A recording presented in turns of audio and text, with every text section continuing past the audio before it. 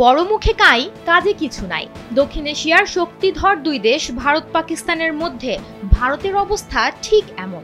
ভারত শাসিত কাশ্মীরের সন্ত্রাসী হামলার মধ্য দিয়ে তাদের চাপা উত্তেজনা মিসাইল যুদ্ধে পরিণত হয়। টানা কয়েকদিনের সংঘর্ষে হতাহতের ঘটনা ঘটে উভয় দেশে। ড্রোন দিয়ে শেষ হওয়া এ যুদ্ধের আদ্যপান্ত লক্ষ্য করলে দেখা যায়, আঞ্চলিক পরাশক্তি হিসেবে পরিচিত হওয়া সত্ত্বেও এই সংঘর্ষে ভারতের বেশ কিছু দুর্বল দিক স্পষ্ট হয়ে উঠেছে। এ পরিস্থিতিতে ভারতের সামরিক প্রস্তুতি, প্রযুক্তিগত সক্ষমতা এবং ভূ রাজনৈতিক কৌশল নিয়ে নতুন করে প্রশ্ন উঠেছে।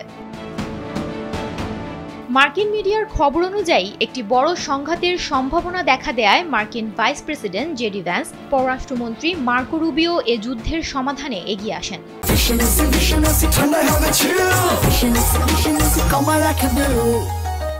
এ যুদ্ধ থামানোর খবরে বিশ্বব্যাপী শান্তি ফিরে আসে, কারণ একটি গবেষণা অনুযায়ী পরমাণু যুদ্ধ শুরু হলে এক সপ্তাহে প্রায় 12.5 কোটি মানুষের মৃত্যু হতে পারত।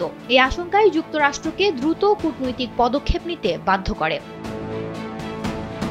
যদিও ভারতের শীর্ষ নেতারা মার্কিনী পদক্ষেপ নিয়ে তেমন খুশি নয়, কেননা মার্কিন প্রেসিডেন্ট ডোনাল্ড ট্রাম্পের মধ্যস্থতার প্রস্তাব ভারতের বহুদিনের নীতি তৃতীয় পক্ষের হস্তক্ষেপ নয়, তার অবক্ষয় বলেই ধরা হচ্ছে।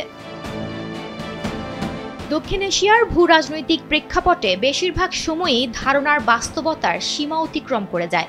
অবস্থা এতটাই ঘোলাটে থাকে যতক্ষণ না সত্যিটা স্পষ্ট হয়। ভারত দীর্ঘদিন ধরে তার অর্থনৈতিক উন্নতি এবং পারমাণবিক সক্ষমতার জোরে এ অঞ্চলের প্রধান শক্তি হিসেবে নিজেদের প্রতিষ্ঠা করতে চেয়েছে। কিন্তু 22 এপ্রিল কাশ্মীরের পেহেলগামে বন্দুকধারীদের হামলার পর ভারতের প্রতিক্রিয়া দুর্বলতার দিকটাই বেশি স্পষ্ট করেছে। মূলত ভারতের উদ্দেশ্য ছিল শক্তি দেখানো, কিন্তু তার বদলে পাকিস্তানের অবস্থান আরও মজবুত হয়েছে, আর কূটনৈতিকভাবে মোদী সরকার পিছিয়ে পড়েছে। গেল 7 মে ভারত অপারেশন সিন্দুর নামে একটি সামরিক অভিযান শুরু করে, যার উদ্দেশ্য ছিল পাকিস্তানের অভ্যন্তরে অবস্থিত কিছু গোষ্ঠীর ঘাঁটি ভেঙে দেয়া। ভারতের ভাবমূর্তিকে আরও জোরালো করার জন্য এই অভিযানে ফ্রান্সের তৈরি রাফায়েল যুদ্ধবিমান ব্যবহার করা হয়। তবে এই অভিযানের সাফল্য নিয়ে ভিন্ন মত রয়েছে, কেননা পাকিস্তান পাল্টা প্রক্রিয়ায় নিজস্ব যুদ্ধবিমান পাঠিয়ে ভারতের হামলা প্রতিহত করার দাবি করে। দেশটি বলছে তারা 5টি ভারতীয় যুদ্ধবিমান ভূপাতিত করেছে, যার মধ্যে 3টি ছিল রাফায়েল ফাইটার জেট।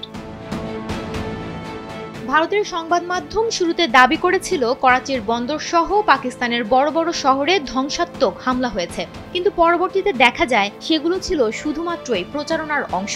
ভারতের রাফায়েল যুদ্ধবিমানের ক্ষমতা যতটা ভাবা হয়েছিল, কার্যক্ষেত্রে তা তেমন ফলপ্রসূ হয়নি। পাকিস্তান চীনের সহায়তায় যে অত্যাধুনিক নজরদারি ও তথ্য ব্যবস্থা গড়ে তুলেছে, তার কাছে এটি পিছিয়ে পড়েছে। কাতার ভিত্তিক সংবাদ মাধ্যম আল জাজিরার বিশ্লেষক এবং লেখক ইউসুফ নজর ভারতের দুর্বলতার এইসব দিক নিয়ে এই নিবন্ধটি লিখেছেন। সুমনা মুস্তফা, কালবেলা।